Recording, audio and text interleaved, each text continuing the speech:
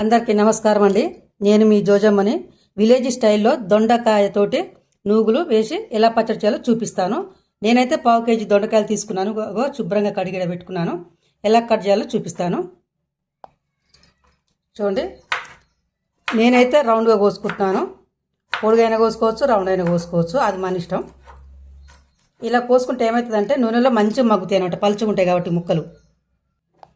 చూడండి, కట్ చేయటం అయితే అయింది కదా. వంట స్టార్ట్ చేసుకుందాం. చూడండి, స్టవ్ మీద కళాయి అయితే పెట్టుకున్నా. ఇప్పుడు కొంచెం ఆయిల్ తీసుకుందాం. పచ్చిమిర్చి అయితే వేసుకుందాం ముందు.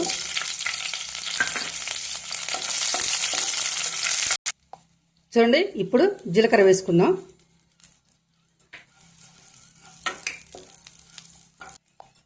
ఇప్పుడు ఒక్కప్పుడు అయితే నూగులు వేసుకుంటున్నాను. ఎందుకు ఇప్పుడు నూగులు వేసినా అంటే ఫస్ట్ నూగులు వేస్తే మాడిపోతాయి. ఇప్పుడైతే ఆల్రెడీ మిరపకాయలు మంచిగా వేగినాయి కాబట్టి ఇప్పుడు వేసుకుంటే మంచిగా వస్తాయి అన్నమాట. ఇవి కొంచెం చిట్టపట్లు ఆడేది వరకు ఉంచుదాం. చూడండి, చిట్టపట్లు ఆడుతున్నాయి కదా, ఇవి తీసేసుకుందాం. ఇప్పుడు పచ్చిమిర్చి నూగులు తీసేసుకున్నాం కదా, ఇదే కళాయిలో మళ్ళీ కొంచెం ఆయిల్ వేసుకుందాం. ఇప్పుడు మనం కట్ చేసి పెట్టుకున్న దొండకాయ ముక్కలు వేసుకుందాం. చిన్న మంట పెట్టుకొని స్లోగా వేయించుకోవాలి.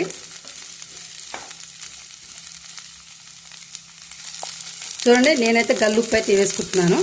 ఎందుకంటే ఉప్పు వేస్తే తొందరగా మగ్గుతాయి అన్నమాట ముక్కలు. చూడండి, దొండకాయలు 50% మగ్గినాయి. ఇప్పుడు మనం కొంచెం కొత్తిమీర కూడా వేసుకుందాం ఇందులోనే. ఇప్పుడే వేసుకుంటే కూడా చాలా టేస్ట్ ఉంటుంది. మనం కట్ చేసి పెట్టుకున్న టమాటా ముక్కలు కూడా వేసుకున్నాం. ఇప్పుడే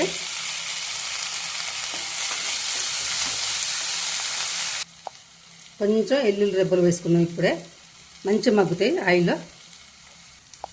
కొంచెం పసుపు కూడా ఇప్పుడే వేసుకుందాం. చూడండి, 2 రెక్కలు నానబెట్టిన చింతపండు అయితే వేసుకుందాం. ఎందుకంటే చింతపండు వేస్తే టేస్ట్ బాగా వస్తుంది. ఏ పచ్చడైనా కొంచెమే వేసుకోవాలి, టమాటాలు ఉన్నాయి కాబట్టి. చూడండి, టమాటా అయినా మంచిగా మగ్గింది కదా. చల్లారనిచ్చి మిక్సీలో వేసుకుందాం. కానీ బరకగా పట్టుకోవాలి, మెత్తగా పట్టుకోవద్దు. చూడండి, మనం నూగులు పచ్చిమిర్చి వేయించుకున్నాం కదా చల్లారిని.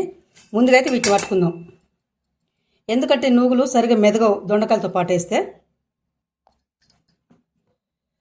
చూడండి, టేస్ట్ లాగా వచ్చింది కదా. ముందుగా పట్టుకున్నాం కదా. ఇప్పుడు మనం తయారు చేసుకున్న ఈ దొండకాయ ముక్కలు అయితే వేసుకుందాం. ఇవి మాత్రం మెత్తగా పట్టుకోకూడదు, బరుకు ఉంటేనే టేస్ట్ బాగుంటుంది. చూడండి, ఈ రకంగా పట్టాలి, బరుకుగా. ఇప్పుడు తాలింపు వేసుకుందాం. ఇప్పటి వరకు మనం వేయించుకున్న కళాయి ఉంది కదా, అందులోనే ఇప్పుడు మనం ఆయిల్ కూడా తీసుకుందాం. పచ్చడికి తాలింపు వేయడానికి ఆయిల్ వేడెక్కింది. పోపు గింజలు అయితే వేసుకుందాం. ఎండుమిర్చి కూడా వేసుకుందాం తాలింపుకి. చట్నీలో మాత్రం ఎండుమిర్చి మస్తు టేస్ట్ అంటే మస్తు టేస్ట్ ఉంటుంది. కరివేపాకు కూడా వేసుకుందాం. ఇందాక కొంచెం పచ్చళ్ళు వేసుకున్నాం కదా, ఇప్పుడు తాలింపు వేసుకుందాం. ఎల్లిపాయలు, ఏ పచ్చడికైనా ఉల్లిగడ్డ మాత్రం వేసుకోవద్దు, ఎల్లిపాయలు మాత్రం వేసుకోవాలి. తాలింపు మస్తు ఉంటుంది. చూడండి, తాలింపు అయితే అయింది.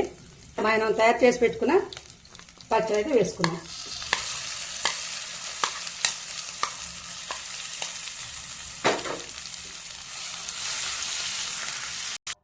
చూడండి, పచ్చడి మాత్రం రెడీ అయిపోయింది. వేడి అన్నంలో వేసుకొని తింటే ఉంటుంది అదుర్సండి. అంతేకాదు జొన్న రొట్టె కానీ చపాతీ కానీ తింటే చాలా బాగుంటుంది. ఇలా మీరు ఒకసారి ట్రై చేయండి. సరేనా? మరి నా ఛానల్ కనుక మీకు నచ్చినట్టయితే లైక్ చేసి షేర్ చేయండి, సబ్స్క్రైబ్ చేసుకోండి ఫ్రెండ్స్. సరేనా? బాయ్.